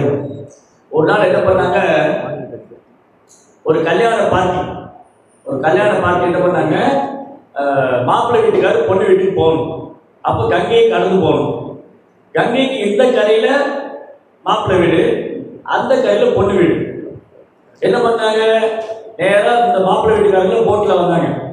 கங்கையில படகு இருக்கும், போட்டில் ஏறி உட்காந்துட்டாங்க. படகுக்காரா போட்டை ஓட்டுங்க. இவரு ராத்திரி பூரா துடு போட்டுருக்காரு. காலையில பொழுது விழிச்சு பார்த்தா படகு அங்கேயே நிற்கிறது, போகல. ஏன்? அந்த கையை கட்டு நம்பந்து கட்டி விட விட்டு ஹோல் லேபர் வேஸ்ட். அந்த நங்கூரத்தை கட்டி விடாம ராத்திரி பூரா துடு போட்டுருந்துருக்காரு. மாங்கு காலையில் விழிச்சு பார்த்தா எங்க தொடங்கினா அங்கேயே நிற்கிறாங்க. அதே மாதிரிதான் நம்ம கிருஷ்ண உணர்வை பயிற்சி பண்ணும்போது இதெல்லாம் கட்டி விடணும். இந்த முடிச்சுகள்லாம் இருக்கு இதயத்துல, எது காமம், கோபம், பேராசை, இதெல்லாம் கட்டி விடுன்னு வச்சுக்கோங்களேன், இது எங்க தொடரணும் அங்கேதான். என்ன பிரபு, ரொம்ப வருஷமா கிருஷ்ண பக்தி இருக்கீங்க, இப்படியே இருக்கீங்களே அப்படின்னு சொல்லுவாங்க. சில வீட்டில் கேட்பாங்க. இப்போ சம்டைம் என்ன ஆகுன்னா, நம்ம கிருஷ்ண பக்தி பயிற்சி பண்ணிட்டு இருப்போம். சில நேரம் நம்ம வீட்டில் நம்ம மனைவி பக்தர் இல்லாமல் இருக்கலாம், இல்லை கணவர் பக்தர் இல்லாமல் இருக்கலாம், இல்லை சொந்தக்காரங்க பக்தர் இல்லாமல் இருக்கலாம். அவங்க கொஞ்ச நாள் படிச்சு கேட்பாங்க, நீயும் ஹரே கிருஷ்ணா போயிட்டு தான் இருக்க, நீ அப்படியே தான் இருக்க, என்ன மாதிரி இருக்கு நீ இல்லையா? அப்போ அந்த கயிறு கட்டி விடாம தூக்கு போட்டுருக்கு. அவர் என்ன சொல்லுவாங்க, அது பாருங்க, நம்ம தப்பு பண்ணணும்னு சொல்லுவாங்க, நீ என்ன ஹரே கிருஷ்ணா போய் என்ன படிச்ச? சாதாரண மனுஷன் ஒரு தப்பு பண்ணன்னு சொல்லி அது மக்கள் பெருசா எடுத்துக்க மாட்டாங்க. அவனுக்கு தெரியாது தப்பு பண்ணா, அவன் அப்படிதான். ஒரு சாதாரண மனுஷன் தப்பு பண்ணிட்டான்னா என்ன சொல்லுவாங்க, சரி அவனுக்கு தெரியல பண்ணான். ஹரே கிருஷ்ணா பக்தி எப்படி பண்ணலாமா? ஒரு இந்தியாவில் வந்து வச்சுக்கோங்களேன், இந்தியாவில் வந்து எப்படின்னா போலீஸ்காரெல்லாம் இருப்பாங்க. நம்ம வந்து சிக்னலில் போகும்போது திடீர்னு வண்டி நிப்பாட்டாக போயிட்டோம். போலீஸ்கார் பார்த்து, ஹரே கிருஷ்ணா சாமி நீங்களே எப்படி போகலாமா அப்படின்னு, நீங்களே எப்படி போகலாமா? அப்போ என்ன பண்ணுறாங்க, நம்மகிட்ட நிறைய எதிர்பார்ப்பு வந்து ஒழுங்காக ஃபாலோ பண்ணுவாங்க. இவங்க வந்து கிருஷ்ண உணர்வை பின்பற்றுறாங்க, இவங்க ஆன்மீகத்தில் இருக்காங்க. அப்போ ஆன்மீக பாதையில் இருக்கிற ஒரு தவறு செஞ்சுட்டா உடனே என்ன சொல்லுவாங்க, நீங்களே எப்படி பண்ணலாமா?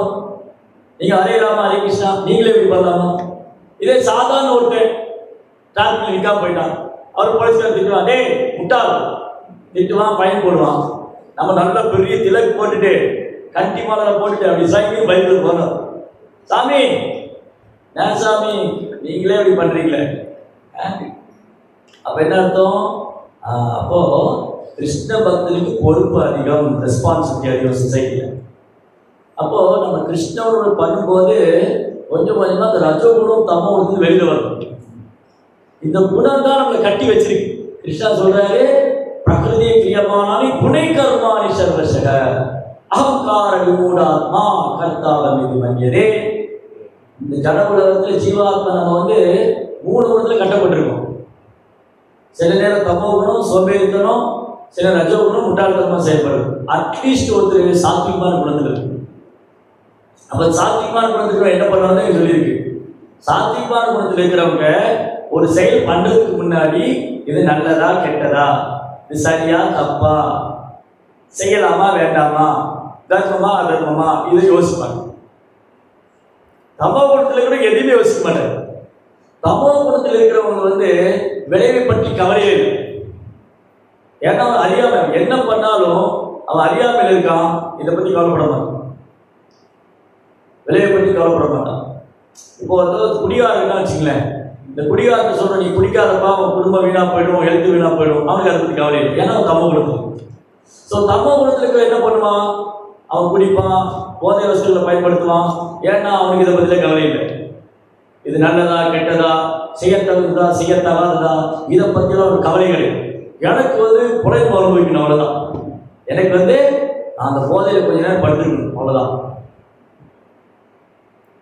ஆனா ரஜோகுணத்துல என்ன பண்ணுவாங்க, ரஜோகுணத்துல ரொம்ப ஆக்ரோஷமா செயல்படுவாங்க. சரியோ தப்போ பண்ணிட்டு நான் பண்ணதான் சரின்னு சொல்லுவோம், இதான் ரஜோகுணம். தப்பு பண்ணிட்டு கூட அதை ஒத்துக்க மாட்டாங்க. அப்ப நம்மள பெரும்பாலும் ரஜோகுணத்துல இருக்கும். நான் பண்ணிட்டு நான் பண்ணதோ சரின்னு சொல்லுவோம், ஒத்துக்கவே மாட்டேன். இல்ல இல்ல நீங்க என்ன சொன்னா ஒத்துக்க மாட்டேன், நான் செய்தோம் கரெக்ட், இது ரஜோகுணம். செஞ்சது சரியா தப்பான்னு தெரியாத தமோகுணம், செய்ததே தவறாக இருந்தாலும் ஒப்புக்கொள்ளாத ரஜோகுணம். செய்வதற்கு முன்பு ஒரு தடவை 2 தடவை யோசிப்பது சாத்தியமான குணம். கிருஷ்ணருக்காக செயல்படுவது சுத்த சாத்தியம், பியூர் சாத்தியம். கிருஷ்ணருக்காக செயல்படுறது சுத்த சாத்தியம். அப்போ நான் கிருஷ்ணருக்காக செயலாற்றும் போது நான் இதுல இருந்தெல்லாம் வெளியில வரணும். அட்லீஸ்ட் குறைந்தபட்சம் நம்ம சுத்த சாத்தியமான நிலைக்கு போறோமோ இல்லையோ, சாத்தியமா இருக்கு. அப்போ ஒரு செயல் பண்றதுக்கு முன்னாடி சீக்ஷா குரு, தீக்ஷா குரு எல்லாம் இருக்காங்க. நிறைய வழிநடத்தக்கூடிய பக்தர்கள் சீக்ஷா குருமார்கள் இருக்காங்க, தீக்ஷா குரு இருக்காங்க. ஒரு செயல் ஒரு முடிவெடுக்கிறதுக்கு முன்னாடி இது சரியா தப்பா. அர்ஜுனனே குழம்பு போனாரு. அர்ஜுனன் மட்டும் இல்ல, சில நேரம் கிருஷ்ணோட பகவத்கீதையில பெரும் பண்டிதர்கள் கூட குழம்பி விடுவார்கள், எது சரி எது தவறு. கிம் கர்ம கிம் கர்ம கிம் அகர்மேதி கவயோகியற்ற மொழிதான். அர்ஜுனா, சில வேளை பண்டிதர் கூட தர்மம் எது அதர்மம் எதுன்னு தெரியாம குழம்பி போயிடுவாங்க. செய்யக்கூடியது எது செய்யக்கூடாது பழக்கமாயிடும். அப்படின்னா எப்பவுமே நமக்கு ஒரு அத்தாரிட்டி வேணும். அத்தாரிட்டி இல்லைன்னு சொன்னா நம்ம செயல் வந்து சரியாகும், நம்ம பண்ணக்கூடிய செயல் வந்து தவறான வழியில் போயிடும். ஸோ நமக்கு எப்பவுமே ஒரு அத்தாரிட்டி இருக்கும். அந்த அத்தாரிட்டிங்கிறவர் வந்து சீக்ஷா குரு, தீக்ஷா குரு, அவர் பிரபுபாரை பின்பற்றக்கூடியவராக இருக்கும், குரு பரம்பரை பின்பற்றக்கூடியவராக. அப்போ அவங்க சொல்ல பிரபு நீங்க இப்படி பண்ணணும், இப்படி பண்ணக்கூடாது, ஏதாவது சேவ் பண்ணி என்கிட்ட கேளுங்க. அப்போ நம்ம ஒரு விஷயம் ஒரு சேவை பண்றதுக்கு முன்னாடி நம்ம அத்தாரிட்டியை ஃபாலோ பண்ணணும். அந்த ஆர்டர் வந்து அத்தாரிட்டிலேருந்து வரணும். நம்ம பண்ணக்கூடிய சேவை எங்கிருந்து வரணும், அத்தாரிட்டி இருந்து வரணும். கோயில் அதிகாரி யாரு? குருவுடைய பிரதிநிதி. குரு யாரு? பரம்பராவுடைய பிரதிநிதி. பரம்பரை அப்படி போனால் கிருஷ்ணாவுக்கு வரும். So following authority is very very important. அத்தாரிட்டியை பின்பற்றுவது ரொம்ப ரொம்ப முக்கியம், ரொம்ப அவசியம். நீங்க மகாபாரதத்தில் பார்த்தீங்கன்னு சொன்னா 2 பேர் எடுத்துக்கலாம். ஒரு பக்கம் பாண்டவர்கள், இன்னொரு பக்கம் கௌரவர்கள். இந்த பாண்டவர்கள் கௌரவர்கள் எடுத்துக்கிட்டீங்கன்னா, பாண்டவருக்கு அத்தாரிட்டி யாரு? பாண்டவர்கள் யார் பின்பற்றினாங்க? பாண்டவர்கள் நிறைய பேர் பின்பற்றினாங்க. விதுரர் வந்து சொல்லுவாரு, அவரோட உபதேசம் ஏற்றுக்குவாங்க. விதுரர் வந்து ஏதோ உபதேசம் பண்ணா அதை ஏற்றுக்குவாங்க. வியாசர் வந்து சொல்லுவாரு, அதை ஏற்றுக்குவாங்க. கிருஷ்ணரே வந்து சொல்லுவாரு, அதை ஏற்றுக்குவாங்க. அப்ப இங்க நிறைய அத்தாரிட்டி இருக்காங்க. பகவான் கிருஷ்ணரே வராரு, அவர் சொல்றதை கேட்டுக்கிறாங்க. அப்புறம் பகவானுடைய தூய பக்தர்கள் விதுரர் வந்து சொல்றாரு, அதை ஏற்றுக்கிறாங்க. நாரதர், விதுரர், வியாசர் இந்த மாதிரி வந்து அத்தாரிட்டியை ஃபாலோ பண்ணாங்க. கௌரவர் பக்கம் யார் அத்தாரிட்டி? கௌரவர் பக்கம் யார் அத்தாரிட்டி? அவங்க அத்தாரிட்டியே கிடையாது. சகுனி அத்தாரிட்டி இல்லை. சகுனி அவங்க யூஸ் பண்ணிக்கிட்டாங்க. சகுனி அத்தாரிட்டி இல்லை. கௌரவர் பக்கம் அத்தாரிட்டி கிடையாது. சரி, பீஷ்மர் ஒரு நல்லது கூப்பிட்டு சொல்றதா கேட்க மாட்டாங்க. அதை போட்டு கட் பண்ணுங்க. பீஷ்மர் இருக்கா இல்லையா? பீஷ்மர் தான் உபதேசம் கேட்க மாட்டாங்க. துரோணர் தான் சொன்னா கேட்க மாட்டாங்க. பீஷ்மர் யாரு? அவருக்கு இல்லாத அனுபவமா? பீஷ்மர் வந்து பிதாமகர், தர்மமே உருவானவர். இதுலயும் ஒரு கௌரவ பக்கம் தான் இருக்காரு. பீஷ்மர் எங்க இருக்காரு? கௌரவ பக்கம் நிற்கிறாரு. துரோணர் எங்க இருக்காரு? கௌரவ பக்கம் நிற்கிறாரு. ஆனா ஏன் யுத்தம் வந்தது? பீஷ்மரும் அவங்க பக்கம் இருக்காங்க. மகாரதர், மாபெரும் பக்தர், மகாஜனம், 12 மகாஜனத்தில் ஒருவர், ஆகச்சிறந்த பக்தர், தர்மசாஸ்திரம் அனைத்தையும் அறிந்தவர். யார் பக்கம் இருக்காரு? கௌரவர் பக்கம். ஆச்சாரியன் துரோணாச்சாரியன், அனைத்து சாஸ்திரம் அறிந்தவர். யார் பக்கம் இருக்காரு? கௌரவர் பக்கம். அப்பயே வந்து சண்டை வந்தது, அப்பயே யுத்தம் வந்தது. அந்த கௌரவர்கள் சபையில துரோணர் இருக்காரு, பீஷ்மர் இருக்காரு, விதுரர் மகாத்மா விதுரர் இருக்காரு. அப்புறம் ஏன் சண்டை வந்தது? ஏன் யுத்தம் வந்தது? இல்ல, ஏன் யுத்தம் வந்தது? ஏன் கௌரவர் சண்டை போடணும்னு முடிவு பண்ணாங்க? ஏன்னா இவங்க சொல்றது யாரும் கேட்க தயாரா இல்லை. பீஷ்மர் சொல்றது கேட்க தயாரா இல்லை. துரோணர் சொல்றது கேட்க தயாரா இல்லை. விதுரன் சொல்றதை கேட்க மட்டும் தயாரா இல்லை. விதுரனை துரத்தி விட்டாங்க. அடிக்காத வரையா துரத்தி விட்டாங்க. விதுரர் அட்வைஸ் பண்றாங்க திருதராஷ்டிரன். ஏன்னா விதுரர் வந்து திருதராஷ்டிரிய சகோதரர், பிறப்பால் தாசி புத்திரன். ஆனா மகாத்மா, எப்பவுமே திருதராஷ்டிரிய நலனை விரும்புறவர். சொல்றாரு, திருதராஷ்டிரன் அப்படி பண்ணாத, இது தப்பு, நீ அதர்மத்தின் வழியில போற, பண்ணக்கூடாது. துரியோதனுக்கு கோபம் வருது. இந்த சித்தப்பாவுக்கு பைத்தியம் பிடிச்சிருச்சு, இவருக்கு ஒரு அடிச்சு நாடு கட்டுங்க, துரட்டி விடுங்க. அப்புறம் என்ன பண்ணாரு? அவரே வெளியே போயிட்டாரு. அவருக்கு என்ன, விதுரருக்கு என்ன தோணுச்சுன்னா, இவங்க இந்த மாதிரி அதர்மம் பண்றாங்க, இவங்களோட இருக்கிறத விட நான் தீர்த்த யாத்திரை போறதே மேல். விதுரர் முயற்சி பண்ண இந்த மகாபாரதத்தை நடக்கக்கூடாது. ஆனா இவங்க பிடிவாதமா இருக்காங்க. விதுரர் சரி என்னமோ பண்ணுங்கன்னு அவர் தீர்த்த யாத்திரை போயிட்டு. அதனால இப்ப ஏற்பட்ட அதிகாரிகளை அவங்க ஏற்றுக்க தயாரா இல்லை. அப்போ நம்ம ஆன்மீக வாழ்க்கை அடுத்த தடங்கள்னா அதிகாரியுடைய வார்த்தையை புறக்கணிக்கிறது, அல்ல அதிகாரிகளை ஏற்றுக்காம இருக்குது. உங்களுக்கு தீட்சா குரு இருக்காரு, சீஷா குரு இருக்காரு, எல்லாம் கேட்பீங்களா? கேட்கணும். ஆனா இருக்காரு. தீட்சா குரு இருக்காரு, குருட்ட போய் தீட்சா வாங்கியாச்சு. சீஷா குரு இருக்காரு, ஏதாவது வாழ்க்கையில போய் கேட்கிறோமா, என்ன பண்ணணும், பக்தியில முன்னேற்றங்களை என்ன செய்யணும், சேவை மனப்பாறை எப்படி வளர்த்துக்கணும், வைஷ்ணவருக்கு எப்படி இதெல்லாம் கேட்கலாமே, இருக்காங்களே. ஆனா மனப்போற போக்கில் பண்ணிட்டு அவர் சண்டை போடும். இந்த பக்தர் அப்படி சொன்னாரு, அந்த பக்தர் இப்படி சொன்னாரு. யாரும் ஒன்றும் பிரச்சனையே கிடையாது. குரு சொல்றது கேட்டு அதுபடி நடந்துட்டு இருந்தா ஒரு பிரச்சனை கிடையாது. பிரபுபாதர் சொல்றது கேட்டு அப்படியே நடந்துட்டு இருந்தா ஒரு பிரச்சனையும் கிடையாது. அதுதான் பிரபுபாதர் சொன்னாரு, இஸ்கான வெளியிலிருந்து யாரும் ஒன்றும் பண்ண முடியாது, உள்ள இருந்தவங்களே சண்டை போடுறீங்க. ஏன்னா பிரபுபாத வார்த்தையை ஃபாலோ பண்ண தயாரு. ஆனா கிளாஸ் சொல்லுவாங்க, பிரபுபாதர் அப்படி சொன்னார், பிரபுபா எப்படி சொன்னார், என் குரு அப்படி சொல்லியிருக்காரு, நிறைய முறையில் பயிற்சி பண்ணுறோம். இதுதான் ஆன்மீக பாதைக்கு அடுத்த தடங்கள். ஸோ நம்ம ஆன்மீக முன்னேற்றத்துக்கு தடங்களாக இருக்கிறது என்னது? சோம்பேறித்தனம், முட்டாள்தனமாக செயல்படுறது, ஆக்ரோஷமாக நடந்துக்கிறது, கோபப்படுறது, கர்வப்படுறது, அப்புறம் ரஜோகுணம், தமோகுணம். சோம்பேறித்தனம், தமோகுணம், இந்த மாதிரி கோபப்படுறது, பக்தர்கிட்ட சண்டை போடுறது, பக்தரை குறை சொல்றது, இந்த பக்தர் போய் அவர்கிட்ட சொல்றது, அவரை பற்றி இவர்கிட்ட சொல்றது, இதெல்லாம் ரஜோகுணம். இதெல்லாம் ஆன்மீக பாதைக்கு பெரும் தடையாகும். எவ்வளவு வருஷம் ஆனாலும் அந்த படகு அங்கேயே துரு போட்ட கதை தான். அந்த கயிறு கட்டி விடாம அந்த தண்ணிக்குள்ள அங்கேயே துரு போட்ட கதை தான். நைட்டு கூட அப்போ பிரபுஜி நான் 20 வருஷமா இருக்கேன், 20 வருஷம் சாண்டிங் பண்றேன், ஆனா ஏதாவது சொன்னா போகும் சண்டைக்கு போயிடும். அப்ப என்னது, நீ துருப்பு கழட்டி விடல, அந்த கயிறு கழட்டி விடல, அங்கேயே இருந்து தண்ணி துருப்பு போட்டுக்கிட்டே இருக்கு இல்லையா? அப்போ நம்ம இதெல்லாம் ஷார்ட் அவுட் பண்ணல கண்டுபிடிக்கணும். என்கிட்ட என்ன குறை இருக்கு, மற்றவங்கிட்ட உள்ளே குறையை கண்டுபிடிக்காம அதை விட்டுட்டு என்னென்ன குறையை கண்டு இருக்கு, நான் கிருஷ்ணனோட முன்னேற்றம் என்ன செய்யணும், நான் எதையெல்லாம் நீ கட்டி வச்சுக்கிட்டு இருக்கேன், இந்த படகை கழட்டி விடாம எதையெல்லாம் போட்டு கட்டி வச்சுருக்கேன் அதெல்லாம் கட் பண்ணணும்னா அப்போ அத்தாரிட்டி சொல்றதை ஃபாலோ பண்ணணும். அப்புறம் ரஜோகுணத்தோட பக்தி செய்யக்கூடாது, தமோ குணத்தில் இருக்கக்கூடாது, நம்ம சாத்விகமான குணத்தில் இருக்கணும், பக்தர்கிட்ட அன்பா பேசணும், அன்பா நடந்துக்கணும், கோவப்படக்கூடாது, பக்தர் யாராவது கோவப்பட்டாலும் நம்ம கோவப்படக்கூடாது. இதெல்லாம் நம்ம இந்த குணங்களை வளர்த்து கொள்ள வேண்டும். நம்ம ஆன்மீக முன்னேற்றத்துக்கு இதுதான் சைத்தன்யம் சொல்றாரு. தினாதபை சொல்லிச்சாங்க கரோரிவ சகிஷ்ணா அமானினா மானதேன கீர்த்தனிய சதா. மரத்தை விட பொறுமையா இருக்கணும், பிள்ளை விட பணிவா இருக்கணும், எல்லாருக்கும் மரியாதை கொடுக்கணும், நான் மரியாதை எதிர்பார்க்கணும். நாம என்ன பண்ணுவோம், நான் யாரையும் மதிக்க மாட்டேன், என்னை எல்லாரும் மதிக்கணும், நான் யாரையும் மதிக்க மாட்டேன், என்னை எல்லாரும் மதிக்கணும். இது கம்ப்ளீட் ஆப்போசிட். மகாபுருஷ சொல்றதுக்கு நேர் இருக்கிறது. அதனால நம்ம இதெல்லாம் கவனிக்கணும். நம்ம கிருஷ்ண பக்தி பண்ணும்போது நம்ம தினமும் நம்மளை கவனிக்கணும். தினமும் என்னை கவனி அப்படின்னு எழுதி போட்டு கண்ணாடியில், நீங்க கண்ணாடியில் திலக் போடும்போது எழுதி தினமும் என்னை கவனி. என்ன கவனிக்கணும், உன்னை கவனி, நீ என்ன செய்து கொண்டிருக்கிறாய், நீ கிருஷ்ண பக்திக்கு வந்த புதுசுல எப்படி இருந்தாய், உன்னை என்னென்ன குணம் இருந்தது, நீ எப்படி மாறி இருக்க, நீ இன்னும் ஏன் மாறாம இருக்க, நீ ஏன் கையில கல்விடாம துரு போட்டுக்கிட்டே இருக்க அப்படிங்கிற கேள்வி நம்ம கேட்கணும். நம்ம மற்றவங்களை கேள்வி கேட்கறத முதல்ல நமக்கு நம்ம கேள்வி கேட்கணும். நம்ம என்ன பண்ணுவோம், மற்றவங்களை கேள்வி கேட்டுருப்போம், நம்மளை நம்ம கேள்வி கேட்கவே மாட்டோம். நம்ம வாழ்க்கையில நம்ம ஜட்ஜ் ஆயிடுவோம், அடுத்தவங்க வாழ்க்கையில நம்ம லாயர் ஆயிடுவோம். இல்லை லாயர் என்ன பண்ணுவாரு, அறிக்கை பண்ணுவார், ஜட்ஜ் என்ன பண்ணுவாரு, தீர்ப்பு கொடுப்பாரு. அப்ப என் வாழ்க்கையில நான் ஜட்ஜு, நான் பண்றது கரெக்ட் தான். மற்றவங்க வாழ்க்கையில நீ அப்படி பண்ண, நீ இப்படி பண்ணிக்கலாமே, நீ அதை செஞ்சு, நீ இதை செஞ்சுக்கலாமே இல்லையா? இதெல்லாம் நம்ம ஆன்மீக முன்னேற்றத்துக்கு பெரும் தடையர்.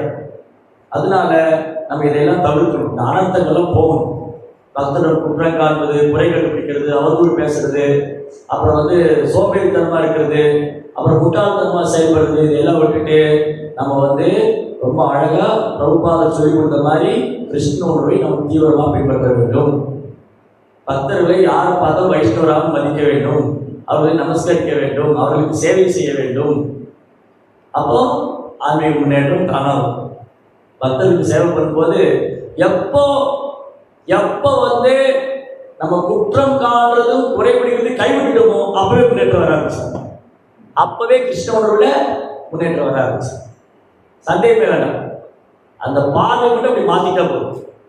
இப்படி பார்க்குற பார்வையை இப்படி மாத்தி, ஒரு பக்தரை பார்த்து இப்படி பார்க்குற பார்வையை இப்படி மாத்திட்டா அப்படியே முன்னேற்றம், அப்படியே ரிவர்ஸ் இல்லை. அதே கதை தான். இந்த துருப்பு கயிறு கழட்டி விடாம துருப்பு போட்டுக்கிட்டே இருக்காரு, மாங்குன்னு துருப்பு போடுறாரு, ஆனால் கயிறு கழட்டி விடல. அந்த மாதிரி சாட்டிங் உழுந்து பண்றாரு, டேஸ்ட் வர மாட்டேங்குது. ரொம்ப வருஷமா இருக்காரு, கிருஷ்ண உணர்வுல அப்படியே தான் இருக்காரு, முன்னேற்றம் இல்லை.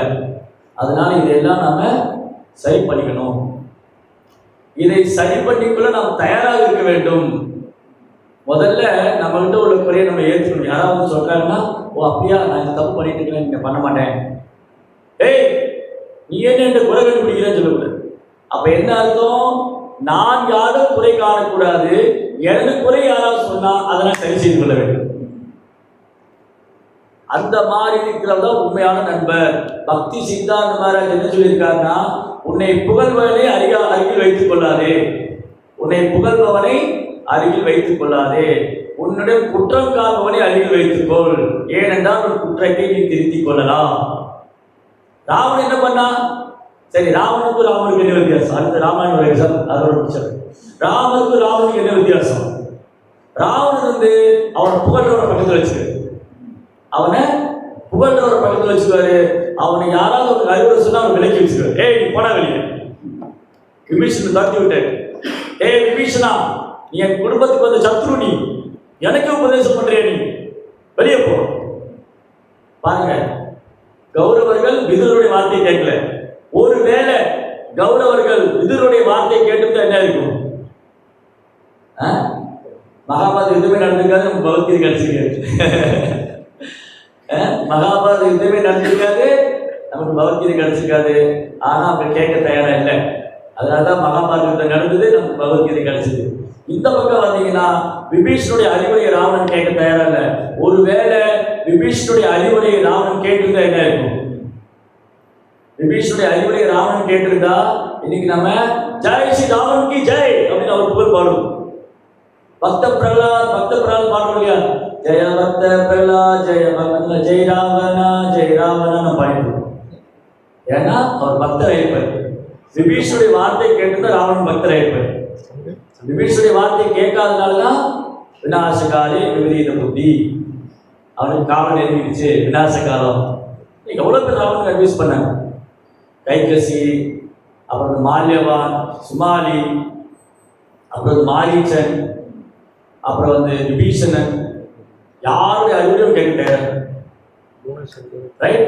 இந்த பக்கம் பாருங்க, ராமர் பக்கம் வந்து எல்லாருமே வந்து ஏக மனதோட சுக்ரீவனை தன்னுடைய எஜமான எடுத்துக்கிட்டாங்க. எல்லா வானர்களும் ஹனுமான், நலன், நீலன், ஜாம்பவான் எல்லாம் சுக்ரீவனுடைய கட்டளை பின்பற்றினாங்க. சுக்ரீவன் ராமருக்கு சேவை பண்ணார். அதனால இங்க பாருங்க எப்படி நடக்குது. ஏன்னா இவங்களுக்கு அத்தாரிட்டி இருக்காங்க, இந்த பகவானை ஃபாலோ பண்றாங்க, ரொம்ப பணிவா இருக்காங்க. ரைட். ஸோ இந்த மாதிரி நமக்கு ராமாயணம் மகாபாரதம் ஒரு பக்தன் என்ன செய்யணும், என்ன செய்யக்கூடாது, எது தர்மம், எது அதர்மம், எப்படி நடந்துக்கணும், எப்படி நடக்கக்கூடாதுன்னு சொல்லி கொடுத்து. ராமன் மாதிரி தலகால் புரியாம நடக்கக்கூடாது, ராமர் மாதிரி பணிவா நடந்துக்கணும். ராமர் வந்து முழுமுதல் கடவுள், அவர் பணிவா இருக்காரு. ராவணன் ஒண்ணுமே இல்லை. என்ன இருக்கு ராவணன்? கர்வமும் ஆணவம் காமம் தான் இருக்கு. அதனால தலகால் புரியாம நடக்கணும். அதனால இந்த குணங்களை நாம் சரி செய்து கொள்ளவில்லை என்றால் இரவு முழுவதும் துருவிப்படுகிறதா திரும்பி அதே பாயிண்ட் தான். ரைட். அதனால முதல்ல படகு வந்து இந்த கரையில அந்த கரையை போய் சேரணும். அப்போ ஜீவாத்மாவாகி நாம இந்த உடம்புங்கிற படகு எடுத்துட்டு இருக்கோம். ஜீவாத்மாகி நாம இந்த உடம்புங்கிற படகு எடுத்துட்டு இருக்கோம். இந்த உடம்புங்கிற படகு இந்த சம்சார சாகரத்தை கடப்பதற்கு பெரும் உபகரணம். இந்த பிறப்பு இறப்புங்கிற சக்கரத்து இந்த சம்சார சாகரம், பிறப்பு இறப்புங்கிற சமுத்திரத்தை கடப்பதற்கு இந்த உடல் ஒரு அழகான படகு. ஆனா நம்ம என்ன பண்ணிடுறோம்? இந்த படகை நல்லா போட்டு பெட்டியில் கட்டி வச்சிருக்கோம். அதை அவிழ்த்து விட்டு இந்த படகை யூஸ் பண்ணி அந்த கரைக்கு போய் சேரணும். அந்த கரையில ரெடியா இருக்காரு கிருஷ்ணர் நம்மளை வரவேற்கிறதுக்கு. அப்போ இந்த கப்பலுக்கு ஒரு கேப்டன் இருக்காரு இல்லையா? அந்த கேப்டன் உட்காந்துருக்கு. இந்த கேப்டன் சொல்றாரு, இந்த கப்பல்ல உட்காருங்க, நான் கூட்டிட்டு போயிடுறேன். ஒன்னே ஒண்ணு மட்டும் செய்யுங்க, கப்பலுக்கு குளிச்சிடாதீங்க. ஒன்னே ஒண்ணு மட்டும் பண்ணாதீங்க, கப்பலுக்கு குளிச்சிடாதீங்க. கொஞ்சம் கஷ்டமா தான் இருக்கும். என்ன இவன் பக்கத்துல உட்காரலாம், இவன் ஏன் இடத்துல குளிச்சுக்கிட்டான்? அந்த குழந்தைகள் ஸ்கூல்ல சண்டை போடுவாங்க. மிஸ் ஏன் இடத்துல உட்கார்ந்தா மிஸ், மிஸ் என்ன தள்ளி விடுறா மிஸ், மிஸ் என்ன கிள்றா மிஸ். அந்த மாதிரி நம்ம என்ன பண்ணிட்டு இருக்கோம்? அந்த பக்தர் அதை சொல்றாரு, இதை சொல்றாரு, ஏன் பக்கத்துல எவர் குளிச்சுக்கிட்டாரு. இதெல்லாம் இருந்தாலும் பேசாம உட்கார்ந்துருங்க, அந்த கரைக்கு போயிடலாம். இல்ல வேண்டாம், நான் சமுத்திரத்தை குதிச்சேன், பெரிய திமிங்கலம் ரெடியா இருக்கு முழுங்குது. அதனாலதான் பிரபுபா சொன்னாரு, material life is impossible, spiritual life is difficult. ஆன்மீக பாதை கடினமானது, பௌதிக பாதை சாத்தியம் இல்லாது. பௌதிக வாழ்க்கை சாத்தியம் இல்லை, ஆன்மீக பாதை கடினமானது. இப்ப எது வேணும்? நீங்களே முடிவு பண்ணிக்கலாம். இப்ப நம்மளே முடிவு பண்ணிக்கலாம். பௌதிக பாதை சாத்தியம் இல்லை, ஆன்மீக பாதை கடினம். இப்ப நீங்க எதை தேர்ந்தெடுப்பீங்க? சாத்தியம் இல்லாத யாரும் தேர்ந்தெடுப்போமா? அது சாத்தியமே இல்லை சொல்லியாச்சு. பௌதிக பாதை சாத்தியமே இல்லை, ஆன்மீக பாதை கொஞ்சம் கஷ்டம்தான். அதிகாலை எழுதிக்கணும், குறைந்தபட்சம் 16 மாதம் சொல்லணும், 4 விதிமுறை கடைபிடிக்கணும், நம்மளால ஏற்ற அளவுக்கு புரோபாதிக்கு சேவை பண்ணணும், வைஷ்ணவருக்கு சேவை பண்ணணும், யாராவது குற்றம் சொன்னா பொறுத்துக்கணும், சகிச்சுக்கணும், எல்லாத்தையும் அன்பா நடந்துக்கணும், யாராவது திட்டினா அப்புறம் சிரிச்சுக்கிட்டே இருக்கணும். இதெல்லாம் கொஞ்சம் கஷ்டமான விஷயம் தான். ஆனா பயிற்சி பண்ண பழகிட்டோம்னா ரொம்ப அழகா. ஒரு ஒரு படகுல ஏறி உட்கார்ந்தோம். அந்த படகு போகும்போது கொஞ்சம் கஷ்டமா இருக்கும். தலை சுத்து வரும், அந்த காற்று ஒத்துக்காது, வாமிட்டிங் வர மாதிரிலாம் இருக்கும். ஆனால் பொறுமையாக உட்காந்துருந்தா அந்த கரையில் போய் சேர்ந்துடலாம். இடையில குதிச்சா போச்சு. இடையில குதிக்க கூடாது. ஐயோ நான் கப்பலில் ஏற மாட்டேன், எனக்கு பயமா இருக்குன்னு சொல்லக்கூடாது. கப்பலில் ஏறாம இருக்கக்கூடாது, இடையில குதிக்க கூடாது. ஏறி பேசாம உட்காந்துட்டு ஹரே கிருஷ்ணா கிருஷ்ண கிருஷ்ணா ஹரே ஹரே ஹரே ராமா ராம ராமா ஹரே அப்படி ஸ்மூத்தா நோக்கணும். ஹரே கிருஷ்ணா. ஜெய் ஸ்ரீ பிரபுபாத் கி ஜெய். ஓகே, ஏதாவது கேள்வி ஏதாவது இருக்கா? கேள்விகள் சந்தேகம் வந்து